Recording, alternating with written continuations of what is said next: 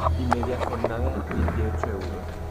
Y me ha dicho, lo que yo le he dicho es no le digas nada, porque yo no lo sé, no le digas nada. Buenas tardes, buenas noches a todos y a todas. Mi nombre es José Antonio Gordillo Martorell, soy divulgador científico y les doy la bienvenida una tarde más al museo en este ciclo de divulgación científica que es A Ciencia Cierta. Esta tarde con la neurociencia y la magia, la neurociencia y las ilusiones que crean en nuestro cerebro la realidad. ¿Podemos considerar nuestro cerebro como una especie de gran mago que nos hace ver siempre lo que queremos ver en vez de lo que está ocurriendo? ¿Qué trucos de prestidigitación emplea nuestro cerebro, nuestros sentidos, aquello que nos conecta con la realidad a la hora de convencernos de que lo que vemos es lo que realmente pasa a nuestro alrededor? Les aseguro que hay un montón de ellos, los llevamos incorporados aquí dentro del cráneo, y no nos damos cuenta.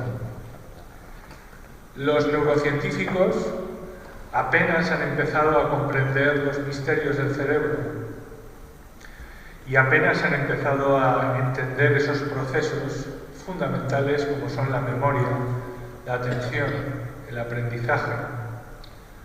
Sin embargo, magos y prestidigitadores llevan siglos aprovechándose justamente y de forma intuitiva del funcionamiento de nuestro cerebro para realizar sus fascinantes espectáculos, sus juegos y sus trucos. Existe, pues, puede pensar uno, un terreno común en el que la magia y la neurociencia puedan confluir con el objetivo común de comprender, en palabras de los neurocientíficos Magni y Martínez Conde, ambos investigadores del Instituto Neurobiológico Parros de Phoenix, esos engaños a los que nuestra mente nos somete.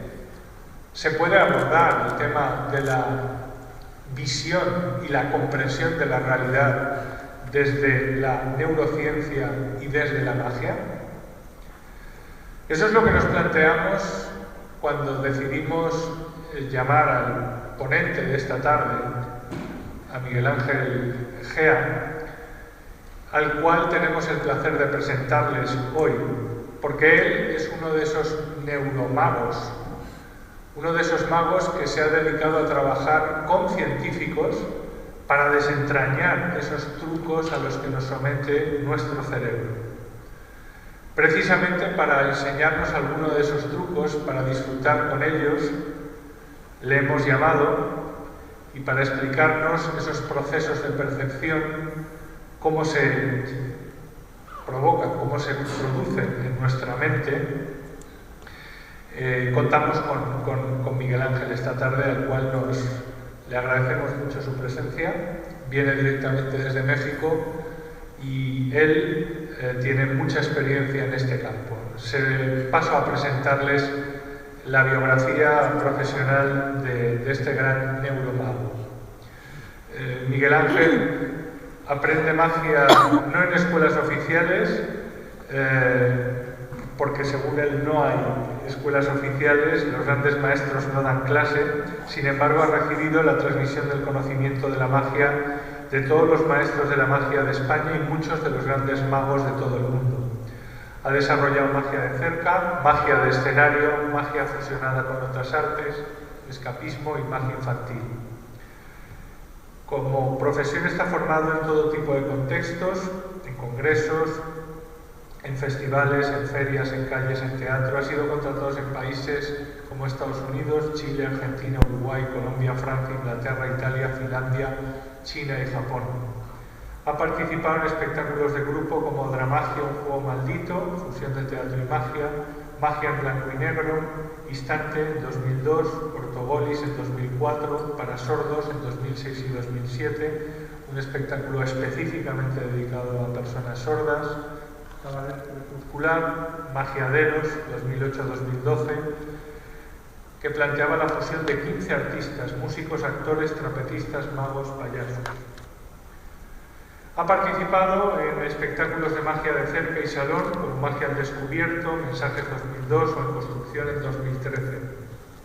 Es autor en libros y revistas del estudio Mi Magia con sus monedas, La magia del siglo XX, Esencias 2009, Esencias 2012, que es un DVD de 10 horas de magia original, traducido al inglés, perteneciente a la mítica Escuela Magia de Madrid, fundada en el 71 por un grupo mítico de magos, entre ellos Juan Tamayo. Colabora en su revista los últimos 15 años.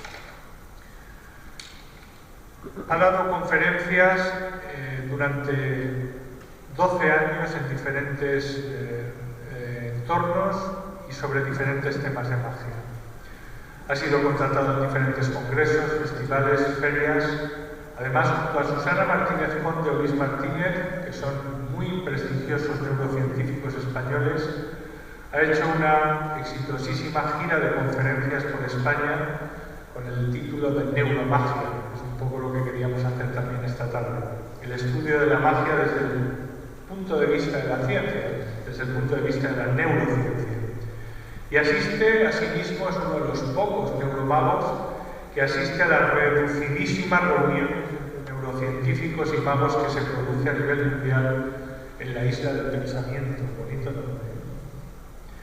Como premios tiene el primer premio en el Congreso Latinoamericano Frasoma en el 99, Mago del Año Premio Ascanio en 2000, primer premio junto a Javier Benítez en el Congreso Nacional de Granada 2001 y Gran Premio en el Congreso Nacional de Zaragoza en 2004. Y a todo ello hay que unir que colabora continuamente con museos de ciencia y con divulgadores de ciencia para aproximar al gran público cómo funciona nuestra percepción, nuestros sentidos y nuestro cerebro. Así que les pido un fuerte aplauso para recibir a Miguel Ángel Concha.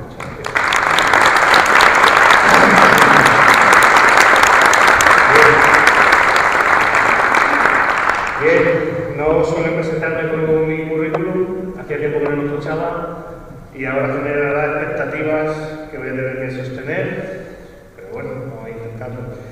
Bien, vamos a hablar sobre magia y neurociencia. Yo soy mago, fundamentalmente mago, me interesa fundamentalmente la magia y la llevo estudiando compulsivamente 25 años, ¿de acuerdo? Entonces, en los últimos años me he acercado un poquito más al tema de la ciencia gracias a Susana Martínez Conde, que me llamó para un congreso que se hizo en Benasque hace 5 años más o menos, y entonces a partir de ahí empezamos la relación mutua de intercambio de conocimientos entre la magia y la ciencia. Bien, antes de adentrarme en lo que seguro que es más interesante para vosotros, que es quizá los procesos, la trampa, los secretos de la trampa, estoy convencido que eso os interesa más, quiero ampliar un poquito los posibles conocimientos que tengáis del mundo de la magia, contándoos algunos aspectos que a mí me interesan y que espero que den contexto a lo que luego sí vamos a profundizar con mayor incidencia, que es en los procesos cognitivos, cómo los aprovechamos los magos para crear el engaño y hacernos felices, por supuesto. Entonces vamos a hablar sobre qué es la magia, y empezamos por ahí. Lo primero es diferenciar una cosa muy sencilla, que es magia y que es mágico. La magia es el arte de la magia y lo mágico es el sentimiento que produce en la gente. Igual que existe la poesía y el sentimiento poético, o la danza y el movimiento. Una cosa es el arte, en este caso la magia, y lo mágico lo podemos encontrar en una pintura, en una poesía o en un espectáculo de magia también. La magia es esa ausencia del conocimiento ante lo que está haciendo un mago.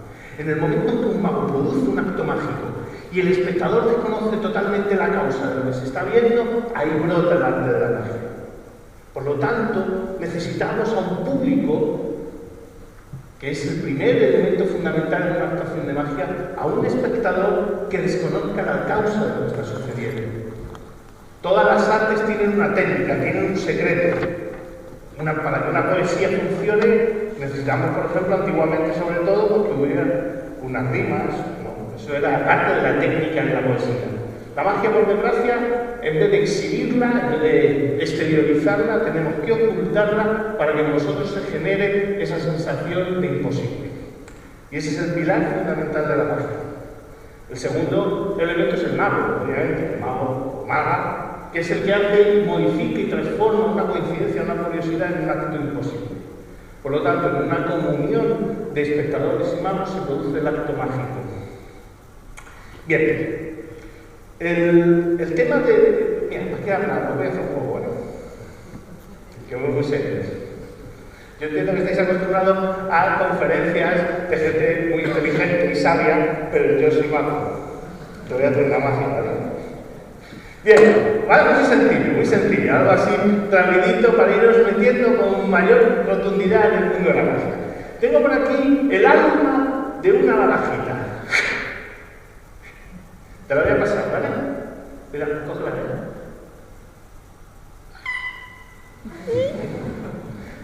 Tú mismo, desde ahí.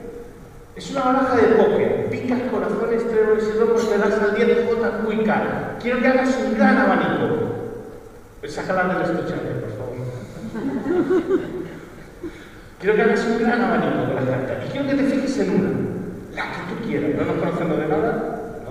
Quiero que te fijes en cualquier carta que tú quieras de la baraja de póker. Recuerda, picas, corazones, tréboles y romos, te das al 10 J, Q y K. Quiero que la saques, que la mires, le des la vuelta, la introduzcas en el mazo, girada y cierres la baraja. Y mezclas, para que quede en cualquier lugar. Mezcla. Divídete, si como estamos jugando, ¿quieres mirar la parte atrás? Quiero por favor que la metas en el estuche. Y me la lanzas.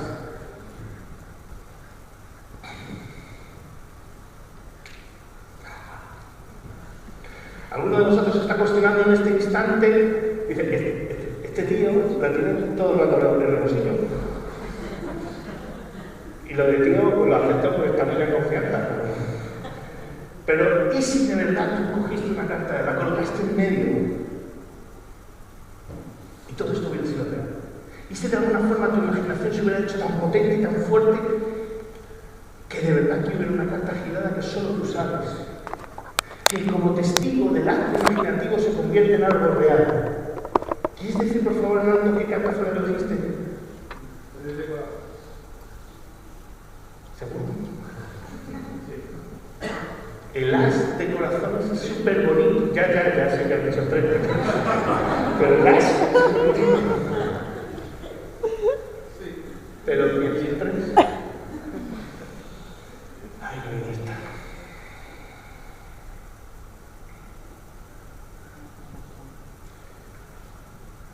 No sé si veis que solo hay una carta.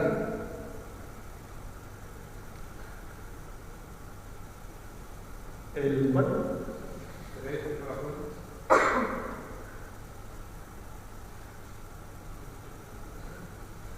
Esta es la belleza de la vida.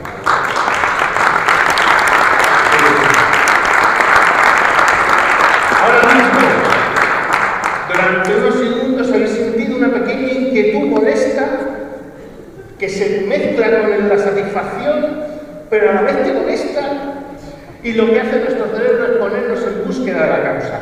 El ser humano tiene la necesidad constante de descubrir lo que nos rodea. Cualquier misterio, por pequeño que sea, tiene la necesidad de descubrir todo. El salto a la belleza, la trascendencia a la belleza, la búsqueda de la belleza, obviando los procesos normales, es un acto de un segundo nivel. El primer nivel es ¿cómo mierda lo ha hecho este tipo? Ese proceso de búsqueda, ese proceso de intentar generar un conocimiento de lo que está sucediendo es algo natural. Los magos lo conocemos desde hace tiempo y nosotros lo que nos hemos ido, de alguna forma, es irnos dando cuenta de cuáles son esos patrones cognitivos, esas formas más o menos globales en las que la gente se pone en búsqueda de la trampa.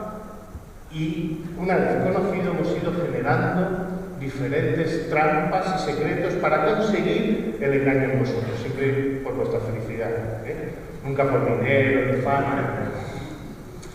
Bien, antes de adentrarnos en este mundo, como yo intención, yo no voy a proyectar nada, yo quiero estar con vosotros, la forma de que no os aburráis mucho de mí es que haré hacer de cuando algún juego de magia.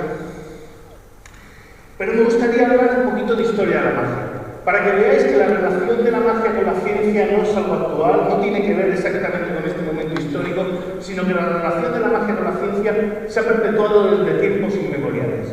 La magia ha estado siempre muy relacionada con el mundo del conocimiento y la ciencia con diferentes intereses. O sea, nosotros ya podemos encontrar en Egipto registros del mundo de la magia al nivel que lo conocemos hoy en día. La magia ya era lúdica en Egipto. Lo que pasa es que estaba relacionada con la leyenda, la búsqueda de la leyenda que influía la mitología para generar pues, los intereses mitológicos en las culturas. O sea, ya en Egipto se sabe que hubo un mago que ante la pérdida de un anillo de una reina separó las aguas, se cayó al río, separó las aguas para encontrar el anillo. Eso que es una metáfora mitológica que diferentes religiones la usan, incluso la católica, la separación de las aguas, si recordáis el Viejo Testamento. Entonces, en esa especie de metáfora, esa especie de intención que tiene la religión a la hora de transmitir conceptos o de generar una fantasía real en la gente, usaron a los magos para provocar este pensamiento.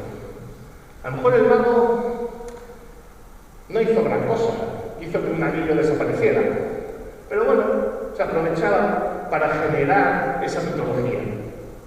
Por ejemplo, si cogemos de la historia a Herón de Alejandría, que es casi contemporáneo a Jesús, años 50 años atrás a lo mejor nació, Herón de Alejandría, su cometido realmente era conseguir que la mitología religiosa fuese real para el público, para la gente del pueblo. O sea, Herón de Alejandría conseguía que las puertas de los templos se abrieran solas, o que el agua lustral, que era un agua que se encontraba en los templos, inacabable, ese agua inacabable se conseguía porque los vasos comunicantes era un concepto que no se conocía habitualmente. Había un contenedor de agua oculto detrás de un muro y la gente sacaba agua y siempre era eterna. La estatua Cibeles, en su festividad, emanaba agua de sus múltiples pechos justo el día de su festividad. Y se conseguía porque dentro ocultamente había un mecanismo que hacía que se surgiera. La magia ha estado relacionada con el tema de la ciencia constantemente. Herón de Alejandría inventó el váter. O sea, Herón de Alejandría era un tipo genial que adquirió todo el conocimiento de su época, pero se usaba para generar lo que en aquella época la magia tenía un fundamento que era mitológico, que era usado por la religión para cautivar aún más a sus adeptos y del pueblo. Bien. Pero sin embargo, la magia lúdica, la magia más como arte se ha estado usando. Séneca, el filósofo cordobés en la época romana, habla del cubiletero, el mago que mueve los cubiletes. ¿De acuerdo? Bien, os estoy contando un poco esto para que tomemos conciencia de cómo la magia ha estado al lado de la cultura y del arte durante mucho tiempo.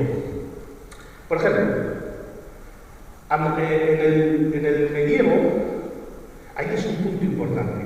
Ahí la magia tiene que extinguirse totalmente, tiene que separarse de toda connotación mítica, oscura, tiene que separarse de todo lo relacionado con la religión, misticismo y todo eso.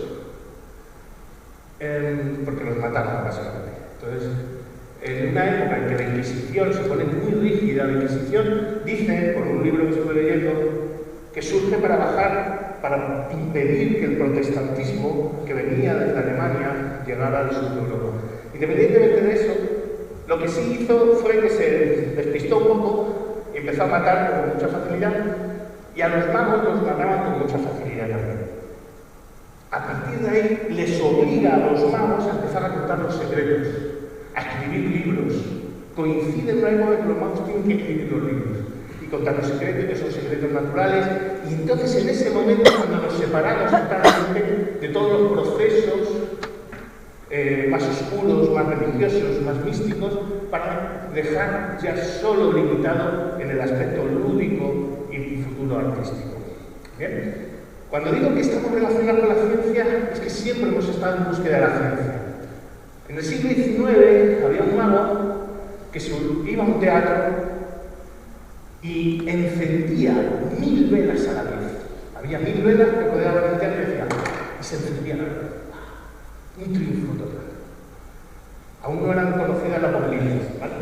Entonces, ¿qué sucede? El mago siempre ha estado en búsqueda de conseguir el conocimiento, de alcanzar esos primeros secretos para traducirlos en un acto de magia. Si se enteraban que la electricidad se había inventado, pero en el pueblo común, en un pueblo recóndito, a lo mejor nadie conocía la bombilla, ellos cogían ese conocimiento y lo transformaban en un juego de magia. Por eso la magia siempre ha estado relacionada con la ciencia. En muchos sentidos, por ejemplo, el cine, uno de los Lumière era aficionado a la magia. Si conocéis un poco el proceso del cine, el siguiente persona muy influyente en la evolución del cine fue Georges Méliès. Georges Méliès era mago y fue el primero que empezó a hacer películas. Y lo primero que empezó a hacer fue trucos de magia en películas, donde empezó a aprovechar el truco de cámara, que fue el inventor del truco de cámara. Bueno, pues durante todos esos primeros años los magos fueron muy influyentes en el cine. Compraron aparatos que los metían en sus espectáculos y eran los embajadores del cine a nivel mundial. Siempre nos hemos preocupado mucho, hasta hoy en día, en los años 70, 80, se cuenta que David Copperfield, el mago magnífico del final del siglo XX, fue un mago que estaba relacionado constantemente con las nuevas tecnologías para producir nuevos efectos. Todo eso nos lleva, por lógica, a que hoy en día, donde la neurociencia es una de las ciencias más promovidas, con más intereses comerciales y no comerciales, tenga relación con la magia. Más o menos, no se contesta nada. Y eso que no me he metido en el tema de los autómatas, es una cosa preciosa. Bien, os voy a hacer otro juego y poquito a poco nos vamos a ir adentrando en el tema que nos ha traído aquí, que es el tema de los procesos cognitivos. De todas formas, me voy a hacer una cosa.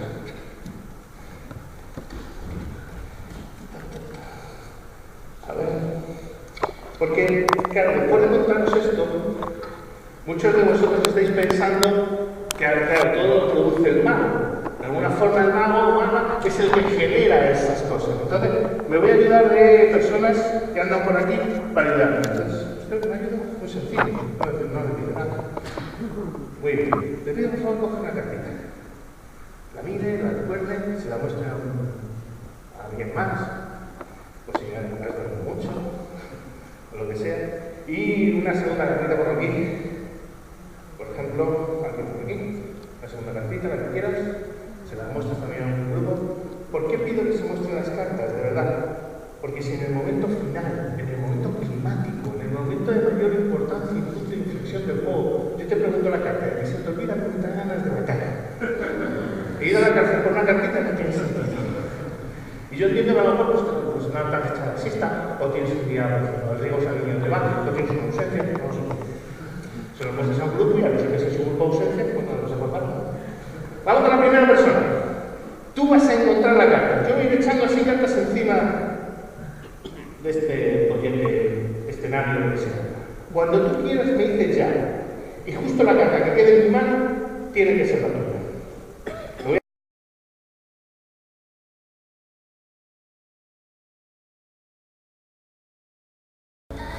Y media jornada, 18 euros. Y me ha dicho, lo que yo le he dicho es no le digas nada. Porque yo no lo sé. No le digas nada. Buenas tardes, buenas noches a todos y a todas. Mi nombre es José Antonio Gordillo Martorell, soy divulgador científico y les doy la bienvenida una tarde más al museo en este ciclo de divulgación científica que es A Ciencia Cierta. Esta tarde con la neurociencia y la magia, la neurociencia y las ilusiones que crean en nuestro cerebro la realidad. Podemos considerar nuestro cerebro como una especie de gran mago que nos hace ver siempre lo que queremos ver en vez de lo que está ocurriendo. ¿Qué trucos de prestidigitación emplea nuestro cerebro, nuestros sentidos, aquello que nos conecta con la realidad a la hora de convencernos de que lo que vemos es lo que realmente pasa a nuestro alrededor. Les aseguro que hay un montón de ellos, los llevamos incorporados aquí dentro del cráneo, y no nos damos cuenta. Los neurocientíficos apenas han empezado a comprender los misterios del cerebro y apenas han empezado a entender esos procesos fundamentales como son la memoria, la atención, el aprendizaje. Sin embargo, magos y prestidigitadores llevan siglos aprovechándose justamente y de forma intuitiva del funcionamiento de nuestro cerebro para realizar sus fascinantes espectáculos, sus juegos y sus trucos. Existe, pues, puede pensar uno, un terreno común en el que la magia y la neurociencia puedan confluir con el objetivo común de comprender, en palabras de los neurocientíficos Magni y Martínez Conde, ambos investigadores del Instituto Neurobiológico Parroll de Phoenix, esos engaños a los que nuestra mente nos somete. Se puede abordar el tema de la visión y la comprensión de la realidad desde la neurociencia y desde la magia. Eso es lo que nos planteamos cuando decidimos llamar al ponente de esta tarde, a Miguel Ángel Gea, al cual tenemos el placer de presentarles hoy, porque él es uno de esos neuromagos, uno de esos magos que se ha dedicado a trabajar con científicos para desentrañar esos trucos a los que nos somete nuestro cerebro. Precisamente para enseñarnos alguno de esos trucos, para disfrutar con ellos, le hemos llamado, y para explicarnos esos procesos de percepción, cómo se provocan, cómo se producen en nuestra mente. Contamos con Miguel Ángel esta tarde, al cual le agradecemos mucho su presencia. Viene directamente desde México y él tiene mucha experiencia en este campo. Paso a presentarles la biografía profesional de este gran neuromago. Miguel Ángel aprende magia no en escuelas oficiales, porque según él no hay escuelas oficiales, los grandes maestros no dan clase.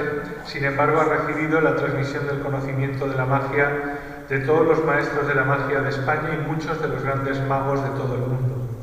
Ha desarrollado magia de cerca, magia de escenario, magia fusionada con otras artes, escapismo y magia infantil. Como profesión está formado en todo tipo de contextos, en congresos, en festivales, en ferias, en calles, en teatro. Ha sido contratado en países como Estados Unidos, Chile, Argentina, Uruguay, Colombia, Francia, Inglaterra, Italia, Finlandia, China y Japón. Ha participado en espectáculos de grupo como Dramagia, un juego maldito, fusión de teatro y magia, Magia en blanco y negro, Instante en 2002, Ortogolis en 2004, Para sordos en 2006 y 2007, un espectáculo específicamente dedicado a personas sordas, Cabaret Crepuscular, Magiaderos 2008-2012, que planteaba la fusión de 15 artistas, músicos, actores, trapecistas, magos, payasos. Ha participado en espectáculos de magia de cerca y salón, como Magia al Descubierto, Mensajes 2002 o En Construcción en 2013. Es autor en libros y revistas del estudio Magia con sus monedas, La magia del siglo XX, Esencias 2009, Esencias 2012, que es un DVD de 10 horas de magia original, traducido al inglés, perteneciente a la mítica Escuela Magia de Madrid, fundada en el 71 por un grupo mítico de magos, entre ellos Juan Tamayo. Colabora en su revista en los últimos 15 años. Ha dado conferencias durante 12 años en diferentes entornos y sobre diferentes temas de magia. Ha sido contratado en diferentes congresos, festivales, ferias.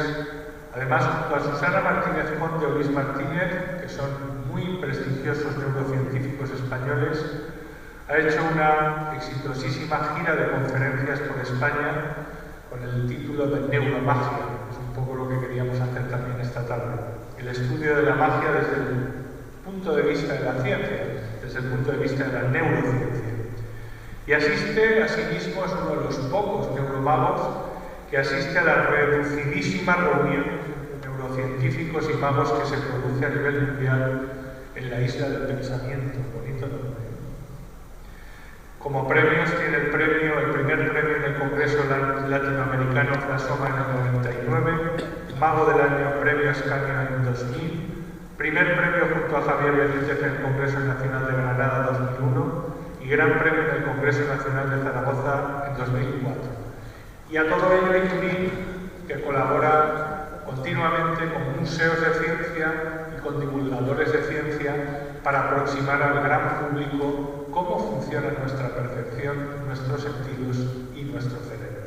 Así que les pido un fuerte aplauso para recibir a Miguel Ángel Puig.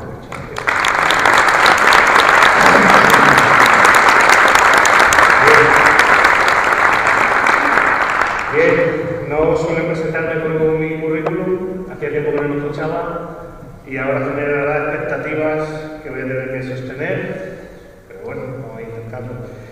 Bien, vamos a hablar sobre magia y neurociencia. Yo soy mago, fundamentalmente mago, me interesa fundamentalmente la magia y la llevo estudiando compulsivamente 25 años, ¿de acuerdo? Entonces, en los últimos años me he acercado un poquito más al tema de la ciencia gracias a Susana Martínez Conde, que me llamó para un congreso que se hizo en Benasque hace 5 años más o menos, y entonces a partir de ahí empezamos la relación mutua de intercambio de conocimientos entre la magia y la ciencia. Bien, antes de adentrarme en lo que seguro que es más interesante para vosotros, que es quizá la trampa, los secretos de la trampa, estoy convencido que eso os interesa más, quiero ampliar un poquito los posibles conocimientos que tengáis del mundo de la magia, contándoos algunos aspectos que a mí me interesan y que espero que den contexto a lo que luego sí vamos a profundizar con mayor incidencia, que es en los procesos cognitivos, cómo los aprovechamos los magos para crear el engaño y hacerlos felices, por supuesto. Entonces vamos a hablar sobre qué es la magia, y empezamos por ahí. Lo primero es diferenciar una cosa muy sencilla, que es magia y que es mágico. La magia es el arte de la magia y lo mágico es el sentimiento que produce en la gente. Igual que existe la poesía y el sentimiento poético, o la danza y el movimiento. Una cosa es el arte, en este caso la magia, y lo mágico lo podemos encontrar en una pintura, en una poesía o en un espectáculo de magia también. La magia es esa ausencia del conocimiento ante lo que está haciendo un mago. En el momento en que un mago produce un acto mágico y el espectador desconoce totalmente la causa de lo que se está viendo, ahí brota el arte de la magia. Por lo tanto, necesitamos a un público, que es el primer elemento fundamental en una actuación de magia, a un espectador que desconozca la causa de lo que está sucediendo. Todas las artes tienen una técnica, tienen un secreto. Para que una poesía funcione, necesitamos, por ejemplo, antiguamente sobre todo, porque hubiera unas rimas, ¿no? Eso era parte de la técnica de la poesía. La magia, por desgracia, en vez de exhibirla, en vez de exteriorizarla, tenemos que ocultarla para que en nosotros se genere esa sensación de imposible. Y ese es el pilar fundamental de la magia. El segundo elemento es el mago, obviamente, el mago o maga, que es el que hace, modifica y transforma una coincidencia, una curiosidad en un acto imposible. Por lo tanto, en una comunión de espectadores y magos se produce el acto mágico. Bien. El tema de... Mira, ¿para qué hablar? Lo voy a hacer un poco bueno. Que muy serios. Yo entiendo que estáis acostumbrados a conferencias de gente muy inteligente y sabia, pero yo soy mago. Te voy a hacer una magia, ¿vale? Bien, vale, muy sencillo, algo así rapidito para iros metiendo con mayor rotundidad en el mundo de la magia. Tengo por aquí el alma de una barajita. Te la voy a pasar, ¿vale? Mira, coge la cara.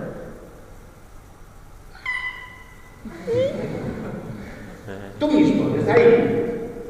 Es una baraja de póker. Picas, corazones, tréboles y romos, te das al 10 J, Q y K. viajar. Quiero que hagas un gran abanico. Sácala del estuche, por favor. Quiero que hagas un gran abanico de la carta. Y quiero que te fijes en una, la que tú quieras. No nos conocemos de nada. Quiero que te fijes en cualquier carta que tú quieras de la baraja de póker. Recuerda, picas, corazones, triángulos y rombos de los 10, J, W. Quiero que la saques, que la mires, le des la vuelta, la introduzcas en el mazo, girada y cierres la baraja. Y mezclas, para que quede en cualquier lugar. Mezcla. Diviértete, si como estamos jugando, ¿quieres mirar para adelante atrás? Quiero por favor que la metas en el estuche. Y me lo lanzas.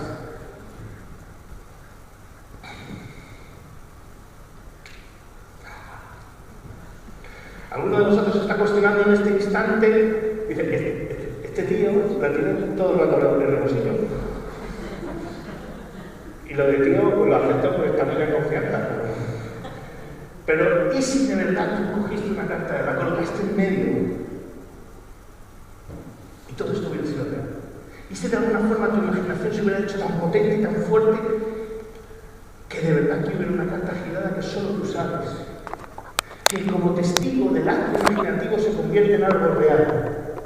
¿Quieres decir, por favor, Arnaldo, qué carta fue la que dijiste? ¿Seguro? El as de corazones es súper bonito. Ya sé que has dicho 3. Pero el as. Pero ¿qué es 3? Ay, no está.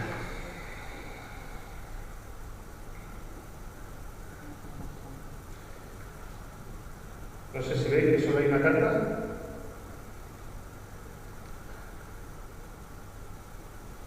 El cuerpo.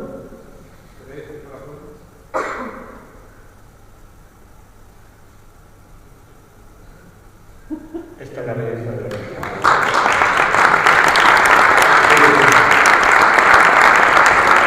Ahora mismo, durante unos segundos habéis sentido una pequeña inquietud molesta que se mezcla con la satisfacción, pero a la vez te molesta, y lo que hace nuestro cerebro es ponernos en búsqueda de la causa. El ser humano tiene la necesidad constante de descubrir lo que nos rodea. Cualquier misterio, por pequeño que sea, tiene la necesidad de descubrir todo. El salto a la belleza, la trascendencia a la belleza, la búsqueda de la belleza obviando los procesos normales es un acto de un segundo nivel. El primer nivel es ¿cómo mierda lo ha hecho este tipo? Ese proceso de búsqueda, ese proceso de intentar generar un conocimiento de lo que está sucediendo es algo natural. Los magos lo conocemos desde hace tiempo y nosotros lo que nos hemos ido, de alguna forma, es irnos dando cuenta de cuáles son esos patrones cognitivos, esas formas más o menos globales en las que la gente se pone en búsqueda de la trampa. Y una vez conocido hemos ido generando diferentes trampas y secretos para conseguir el engaño en vosotros, siempre por vuestra felicidad, nunca por dinero ni fama. Bien, antes de adentrarnos en este mundo, como yo mi intención, yo no voy a proyectar nada, yo quiero estar con vosotros, quiero la forma de que no os aburráis mucho de mí es que haré de cuando hago un juego de magia. Pero me gustaría hablar un poquito de historia de la magia, para que veáis que la relación de la magia con la ciencia no es algo actual, no tiene que ver exactamente con este momento histórico, sino que la relación de la magia con la ciencia se ha perpetuado desde tiempos inmemoriales. La magia ha estado siempre muy relacionada con el mundo del conocimiento y la ciencia con diferentes intereses. O sea, nosotros ya podemos encontrar en Egipto registros del mundo de la magia al nivel que lo conocemos hoy en día. La magia ya era única en Egipto. Lo que pasa es que estaba relacionada con la leyenda, la búsqueda de la leyenda que influía la mitología para generar pues, los intereses mitológicos en las culturas. O sea, ya en Egipto se sabe que hubo un mago que ante la pérdida de un anillo de una reina separó las aguas. Se cayó al río, separó las aguas para encontrar al niño. Eso, que es una metáfora mitológica que diferentes religiones la usan, incluso la católica, la separación de las aguas, si recordáis el Viejo Testamento. Entonces, en esa especie de metáfora, esa especie de intención que tiene la religión a la hora de transmitir conceptos o de generar una fantasía real en la gente, usaron a los magos para provocar este pensamiento. A lo mejor el mago no hizo gran cosa, hizo que un anillo desapareciera, pero bueno, se aprovechaba para generar esa mitología. Por ejemplo, si cogemos de la historia a Herón de Alejandría, que es casi contemporáneo a Jesús, años 50 años atrás a lo mejor nació, Herón de Alejandría, su cometido realmente era conseguir que la mitología religiosa fuese real para el público, para la gente del pueblo. O sea, Herón de Alejandría conseguía que las puertas de los templos se abrieran solas, o que el agua lustral, que era un agua que se encontraba en los templos, inacabable, ese agua inacabable se conseguía porque los vasos comunicantes era un concepto que no se conocía habitualmente. Había un contenedor de agua oculto detrás de un muro y la gente sacaba agua y siempre era eterna. La estatua Cibeles, en su festividad, emanaba agua de sus múltiples pechos justo el día de su festividad. Y se conseguía porque dentro ocultamente había un mecanismo que hacía que se surgiera. La magia ha estado relacionada con el tema de la ciencia constantemente. Herón de Alejandría inventó el váter. O sea, Herón de Alejandría era un tipo genial que adquirió todo el conocimiento de su época, pero se usaba para generar lo que en aquella época la magia tenía un fundamento que era mitológico, que era usado por la religión para cautivar aún más a sus adeptos y del pueblo. Bien. Pero sin embargo, la magia lúdica, la magia más como arte, se ha estado usando. Séneca, el filósofo cordobés de la época romana, habla del cubilletero, el mago que mueve los cubiletes. ¿De acuerdo? Bien, os estoy contando un poco esto para que tomemos conciencia de cómo la magia ha estado al lado de la cultura y del arte durante mucho tiempo. Por ejemplo, en el medievo, ahí es un punto importante. Ahí la magia tiene que extinguirse totalmente, tiene que separarse de toda connotación mítica, oscura, tiene que separarse de todo lo relacionado con la religión, misticismo y todo eso. Porque los mataron, básicamente. Entonces, en una época en que la Inquisición se pone muy rígida, la Inquisición dice, por un libro que estuve leyendo, que surge para impedir que el protestantismo que venía desde Alemania llegara al sur de Europa. Independientemente de eso, lo que sí hizo fue que se despistó un poco y empezó a matar con mucha facilidad, y a los magos los mataban con mucha facilidad también. A partir de ahí les obliga a los magos a empezar a contar los secretos, a escribir libros. Coincide en una época en que los magos tienen que escribir los libros y contar los secretos, que son secretos naturales, y entonces en ese momento cuando nos separamos totalmente de todos los procesos más oscuros, más religiosos, más místicos, para dejar ya solo limitado en el aspecto lúdico y futuro artístico. ¿Bien?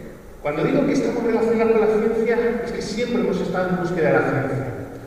En el siglo XIX había un mago que iba a un teatro y encendía 1000 velas a la vez. Había 1000 velas que rodeaban el teatro y se encendían a la vez. Un triunfo total. Aún no eran conocidas las bombillas, ¿vale?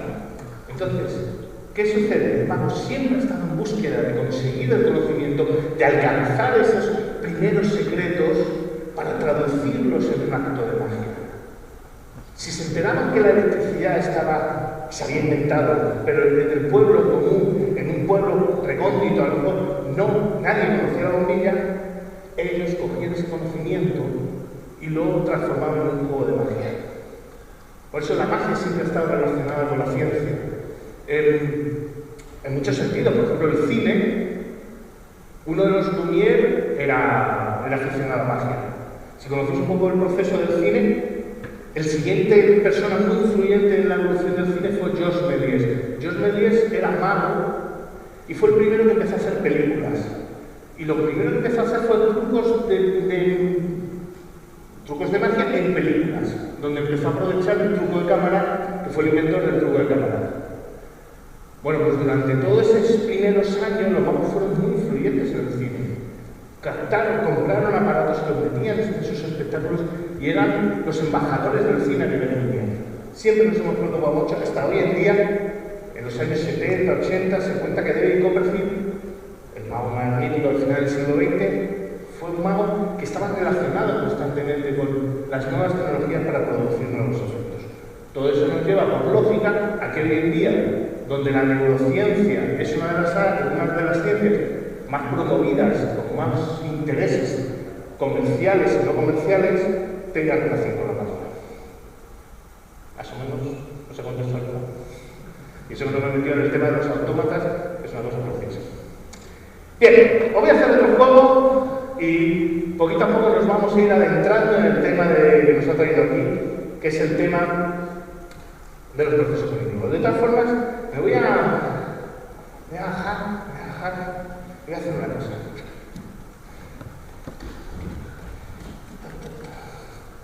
A ver.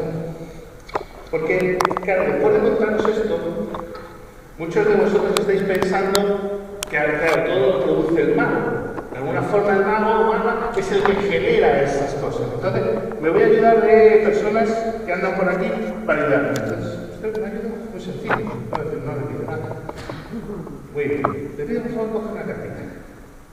La mire, la recuerde, se la muestre a alguien más. Pues si me ha mucho, o lo que sea. Y una segunda cartita por aquí. Por ejemplo, aquí por aquí. La segunda cartita, la que quieras. Se las muestras también a un grupo. ¿Por qué pido que se muestren las cartas? De verdad. Porque si en el momento final, en el momento climático, en el momento de mayor importancia y punto de inflexión del juego, yo te pregunto la carta y se te olvida que me dan ganas de matar. E ir a la cárcel por una cartita no tiene sentido. Y yo entiendo que a lo mejor pues una tarjeta taxista, o tienes un día, o el riego sanguíneo te va, o tienes una ausencia, se lo muestras a un grupo y a no ser que sea su grupo ausencia, pues no se comparten. Vamos con la primera persona. Tú vas a encontrar la carta. Yo voy a ir echando así cartas encima de este potente escenario que sea. Cuando tú quieras me dices ya. Y justo la carta que quede en tu mano tiene que ser la tuya. Nosotros tenemos que cautivar al espectador. Nosotros tenemos que conseguir que él quiera ver magia. Si no conseguimos que el espectador quiera ver magia, por mucho que yo me esfuerce, lo más probable es que diga, bueno, pasará la habilidad o lo justificará de cualquier forma. Yo tengo que conseguir que el espectador se crea que yo puedo hacer esto. Si el espectador se cree que yo puedo hacer magia, me va a resultar más fácil. Una de las formas de controlar la atención y de los procesos de los espectadores, una de las maneras más fáciles para mí, es que quieran verme. La magia tiene uno de los problemas más importantes, que es el conflicto del conocimiento. O sea, yo sé algo y no lo voy a contar. Si vosotros tenéis una pareja, os vais a vivir juntos, y vuestra pareja os dice, yo los martes y los jueves no duermo en casa y no quiero que me hagas preguntas. ¿O no duermes igual? Estáis más inquietos. ¿Por qué es así? Tú irás de guay, irás de escribirás, pero no. Los secretos nos molestan, los secretos nos inquietan, eso es inevitable. Ese conflicto se va a dar entre los espectadores y el mago. Por lo tanto, nosotros tenemos que limar lo más posible esos conflictos. Tenemos que limar los conflictos. Por eso no suele ir muy bien un mago muy prepotente. Porque si encima eres tío prepotente, te cuenta un secreto y dices, joder, el tío más desagradable. Entonces, nosotros tenemos que cautivar al espectador, tenemos que enamorar al espectador. O sea, cuando se enamora un espectador, lo que normalmente se hace son poner filtros perceptivos. El amor es un filtro perceptivo. Hace poco me vino un amigo, es verídico lo que voy a contar, me viene y me dice, me he separado de mi pareja, pues me pega y tal, y me dice, bueno, hombre, ahora estoy sospechando de cosas. Digo, ¿qué cosas? Bueno, pues cada vez que salía ella sola, llegaba a casa y se duchaba. Y bueno, decía que no, bueno. Y bueno, ahora yo creo que estaba mal. Pero en el momento, no voy a desarrollar la anécdota de niños, pero en el momento, él lo veía perfectamente. Lo veía perfectamente. Porque tenía el filtro perceptivo de la mano. En cuanto ese filtro perceptivo desapareció, la interpretación de lo que estaba sucediendo se modificó. O sea, nosotros tenemos que poner, los magos, filtros perceptivos para generar en el espectador las ganas no solo de ver magia, sino de ser engañados. La persona que no quiere ser engañada no va a ser engañada. Sin embargo, si se generan filtros positivos, si se generan filtros de cariño, filtros de empatía, filtros de querer ser engañado por el bien de vuestra felicidad, entonces vosotros mismos seréis los que os vayáis engañando. Porque por mucho que yo me empeñe, os lo juro que si no queréis ser engañados, no vais a ser engañados. Ante cualquier circunstancia que yo haga, le vais a poder sacar una interpretación, le vais a poder sacar una causa, y va a ser vosotros los que realmente os autoengañéis. Gracias a eliminar ciertos conflictos entre vosotros y yo, ciertos conflictos entre la ausencia del secreto y la experiencia mágica, eliminando esos conflictos vais a querer ver. ¿De por eso digo que una de las cosas es el humor. El humor relaja las tensiones, el humor relaja el conflicto entre el desconocimiento y el humor. Y sobre todo genera empatía y hace que la experiencia sea más positiva. Por eso no solo son procesos cognitivos, sino es también esos filtros que modifican la percepción de lo que se está viendo. Y yo creo, a mí lo que me está enseñando la magia muchas veces, y ya con esto termino, es un poquillo más, y nos despedimos, si queréis hacer alguna pregunta, pues me la hacéis, pues no pasa nada. Pero a mí me gusta que dudemos más de nosotros. O sea, tampoco quiero soltar aquí, yo no sé quién, para soltar consejos, pero que dudemos más. No una duda insegura, no una duda que te bloquee, una duda, porque realmente estamos fatal. O sea, vivimos de casualidad. Creo que nos atamos mucho a recuerdos cuando ya sabemos perfectamente que los recuerdos son totalmente modificables en nuestro cerebro. Nos atamos perfectamente a opiniones que han podido ser totalmente influidas por aspectos que se nos escapan. Son muchas las certezas que tenemos que muchas veces si generáramos una duda nos enfrentaríamos con mayor tranquilidad y mayor relajación ante disputas, tensiones y cosas que nos rodean. Y eso nos lo está enseñando los procesos cognitivos que estamos conociendo hoy en día y que la magia se ha estado sirviendo de ella durante mucho tiempo para generar la ilusión. Voy a hacer un juego y ya está. Y me voy, ¿vale?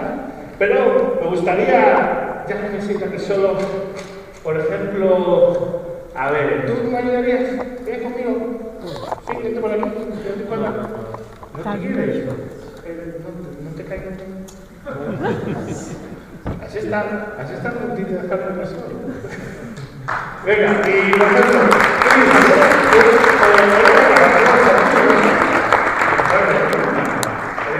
os voy a tratar con cariño a todos, Parece que os voy a tratar mal.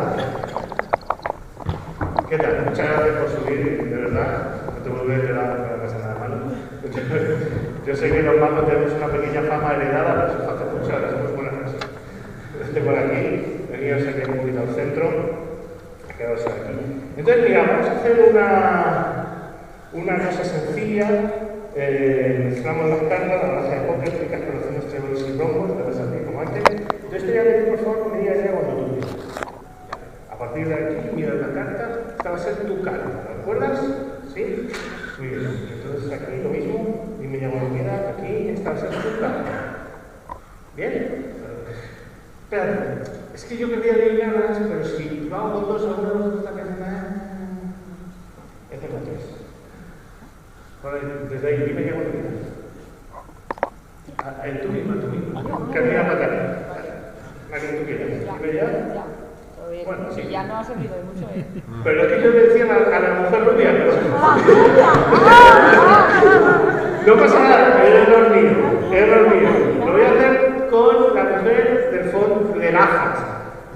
Sí, porque ahora... Yo te lo decía a ti, pero es verdad que por el ángulo lleva confusión. La chica de gafas, que me llama. Esta va a ser vuestra carta, ¿vale? Entonces, 3 cartas elegidas. 3 cartas elegidas. Claro, si yo les saco 3 cartas, son las vuestras, con todo lo que vais sabiendo ya, yo no lo sé. ¿Me ayudan? ¿Te importa? ¿Ves poniendo cartas una así encima de mi mano? Sí, por abajo. Pero del centro también, saca una más del centro, una más del centro, la que tú quieras, y una más del centro, la que tú quieras, por donde tú busques, que tengo solo 2 manos. Gracias. Muy bien, 4 cartas, ¿vale? Si ahora mismo una de estas cartas es la vuestra, estaría bien, ¿no? 2, 3, ¿Tú has escogido el medio, ¿verdad? Dime solo sí o no. ¿Está ahí tu carta? Sí. ¿Está ahí tu carta? ¿Está ahí vuestra carta? No, gracias. Que no aplaudo a uno, porque es el camarero, ¿sabéis? No. Pero muchas gracias. Te tengo aquí. Yo sé por qué se lo aplaudiré, porque el resto está más contenido, porque dices, joder, pero bueno, si no lo porque son públicos, tenéis razón. Si vosotros habéis elegido las cartas y luego él ha escogido del centro, ¿qué ha hecho el menú? Voy a intentar hacer yo, ¿de acuerdo? Voy a eliminar una de las cartas que sobran. Yo creo que tu carta está ahí. ¿Sí? ¿Tu carta está ahí? ¿Vuestra carta está ahí? Sí, pero es uno de 4. Voy a intentar eliminar la tuya, ¿vale? No me digas nada. ¿Está ahí tu carta? ¿Está ahí vuestra carta? ¿Eh?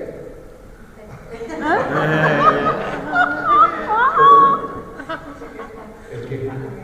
¿Qué es qué? ¿Tu carta?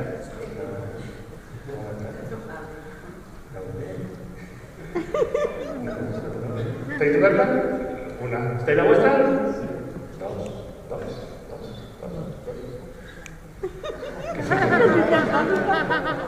¿El plástico?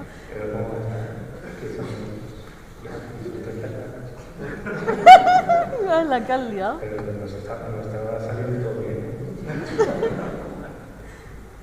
Esto pasa muy bien. Y inquieta mucho. ¿Está ahí tu carta? ¿Está ahí tu carta? ¿Está ahí vuestra carta?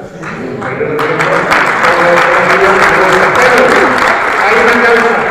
La causa es que esta causa es el comodín que vale tanto por la tuya como por la tuya como por la vuestra, y con esto terminamos. Muchas gracias.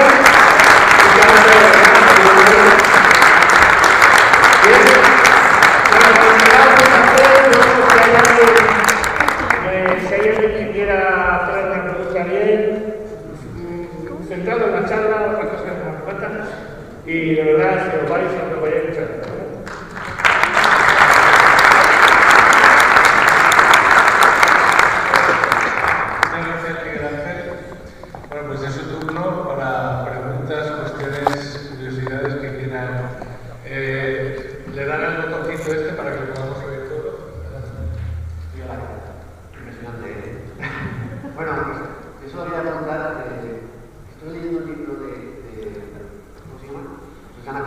Susana Martínez Corte. ¿Hablo con este o con este? ¿Con este mejor? Susana Martínez Corte. Sí, hablamos sobre simplificar mucho el visualizar una sola parte, y por eso con la otra gráfica y que decía que era mucho más difícil hacerlo con los niños. Esto es así. Según la edad de los niños. Ahora, por ejemplo, tengo a mis sobrinos como conejillo de India y voy experimentando su crecimiento y les hago diferentes cosas para saber cómo me relacionan. Ten en cuenta que un niño, según la edad, está construyendo la realidad.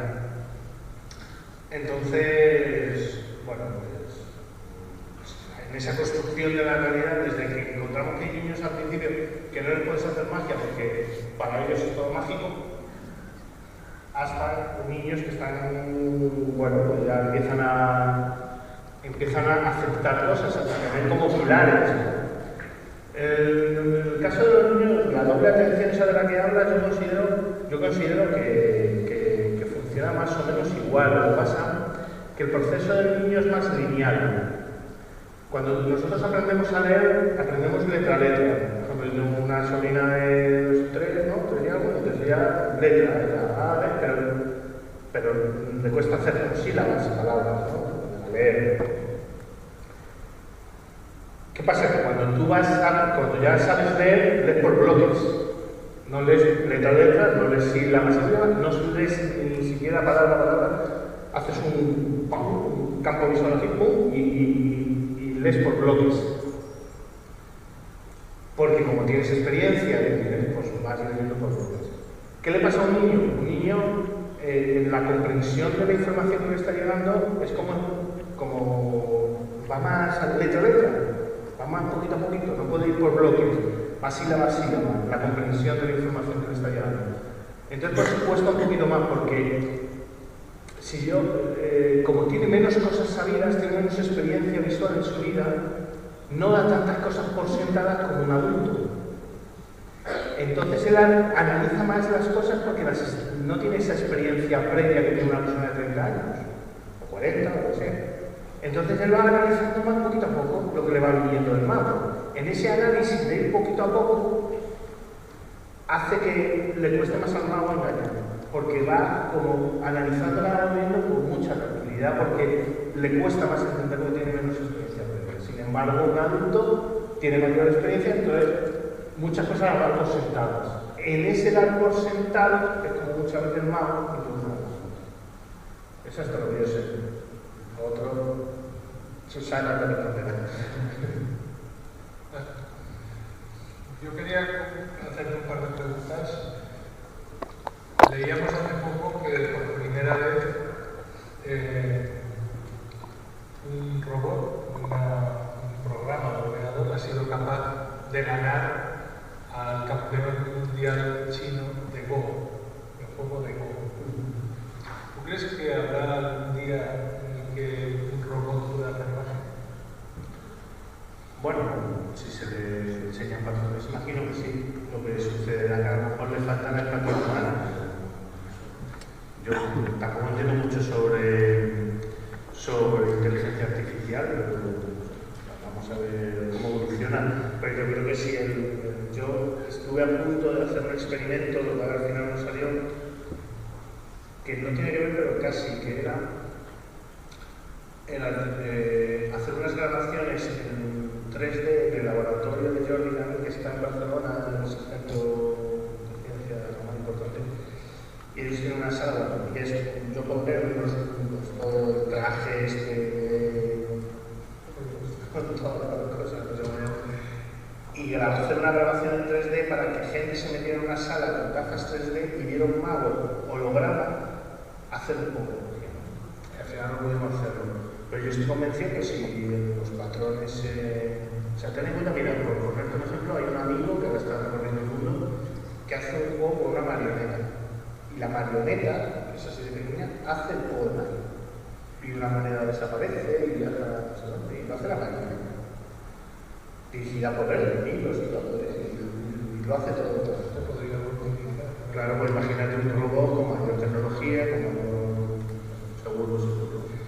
Y otra pregunta es si los neurocientíficos han podido en tiempo real escanear el cerebro de una persona que está asistiendo, por ejemplo, a un número de magia y ver qué está pasando. Bueno, directamente no es tan fácil, ¿no? O sea, por ejemplo, los claro, eso sí, bueno, el controlador sí, pueden ver zonas, pero a nivel fisiológico no se puede, o sea, creo que todavía no se puede. O sea, por ejemplo, Kian Quiroga, que es un argentino que vive en Inglaterra, él para descubrir lo que le hizo famoso hace tiempo, que fue lo de la neurona de Jennifer Aniston, que es ha visto que nosotros podemos tener una neurona para ciertos iconos, tanto de personas como de lugares y tal. Y él descubrió que a la persona que se le hizo el experimento tenía una neurona de Jennifer Aniston. Entonces le enseñaban diferentes fotos de actrices, de animales, como víboras, como de y la neurona no reaccionaba. Pero sí ante la foto de Jennifer Aniston. Y Jennifer Aniston con Brad Pitt tampoco reaccionaba la neurona, pero solo así. Y entonces el primer artículo que se hizo popular, para conseguir ese experimento, tuvo que acceder una persona que se iba a hacer una operación en el cerebro, o sea, en el cráneo, y le permitieron, una vez acabada la operación, hacer un pequeño experimento neuronal, un fisiológico directo, para descubrir, y él pudo descubrir eso. Entonces yo creo que aún no sé si la tecnología está al nivel como para poder controlar el cerebro tan profundamente, si no es fisiológicamente y directamente. ¿Más preguntas? ¿Más cuestiones? Sí. Por lo que nos has explicado, Miguel Ángel, supongo que el público más difícil que puedes tener es otros magos, ¿no? Y cuando trabajáis delante de otros magos, que más o menos saben lo que estás haciendo, será más difícil de engañarlos. Pero quiero hacer una doble pregunta.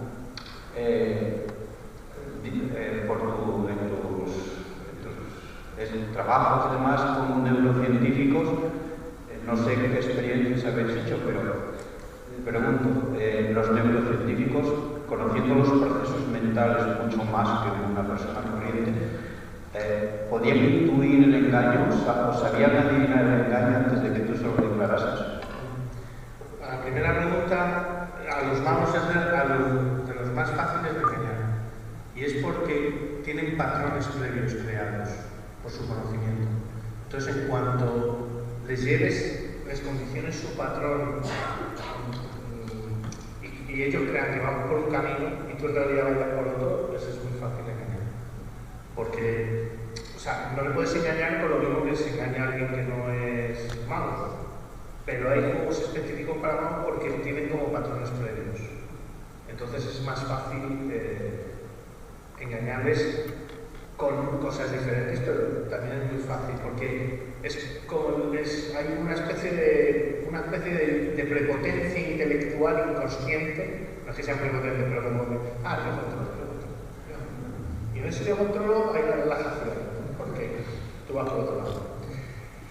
En cuanto a la segunda, una de las discusiones sanas que yo he tenido con Susana es que ella mantenía efectivamente que, algo contrario a mí, pero ella mantenía que, como las ilusiones ópticas, ¿no? Voy a contestar de una forma rara, pero te voy a contestar.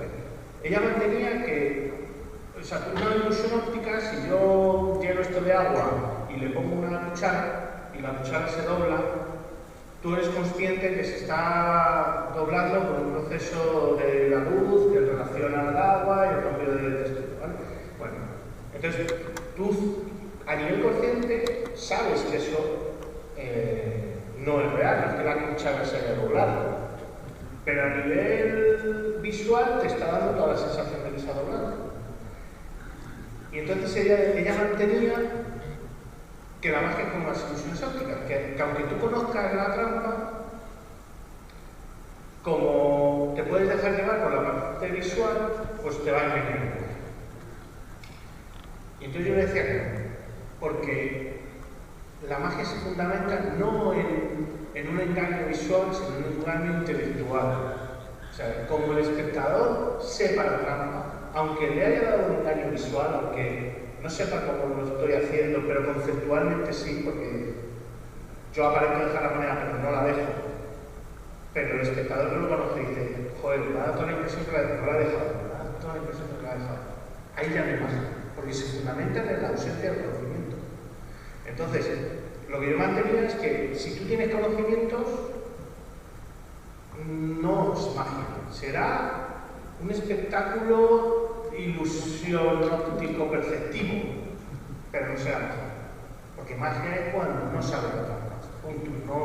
No cuando te ha dado la impresión de que ha hecho algo, que ha hecho otra cosa, que lo sabes, pero te ha engañado visualmente porque no, eso es otra cosa. Eso es un trabajo más de ilusión óptica, pero no es de magia. La magia es cuando surge. Y Susana Martínez defendía lo contrario, entonces ahí pues nos pegábamos. Y entonces, ¿qué creo? Que con Susana que en el caso de Susana y gente neurocientífica, lo que no conozcan les va a engañar igual que cualquier persona y lo que conozcan no les va a engañar. Que eso sucede con mago, no mago. En realidad, lo que no conoces te engaña y lo que conoces, o sea, lo que no conoces no te engaña. Lo que no conoces no te engaña. Te engaña. Bueno, da igual. ¿Más preguntas? ¿Más cuestiones? Bueno, pues yo quería dar las gracias de nuevo a Miguel Ángel por esta fantástica velada que hemos tenido mezclando ciencia y magia. Y para todos ustedes también me gustaría que supieran que a partir del 10 de marzo inauguramos en el museo una exposición de un gran mago de la ciencia como fue Nikola Tesla, gracias al cual tenemos cosas como la corriente continua, tenemos la alterna, tenemos la wifi, tenemos cosas que en aquel momento parecían auténtica magia. Les recomiendo la exposición que tendremos a partir del 10 de marzo aquí en el museo porque es una fantástica exposición y habla también mucho de eso, de esa magia de la ciencia. Una vez más, Miguel Ángel, muchas gracias por estar esta tarde con nosotros, a ustedes por venir al museo y les esperamos próximamente en nuevas conferencias para apasionarles con la ciencia. Gracias.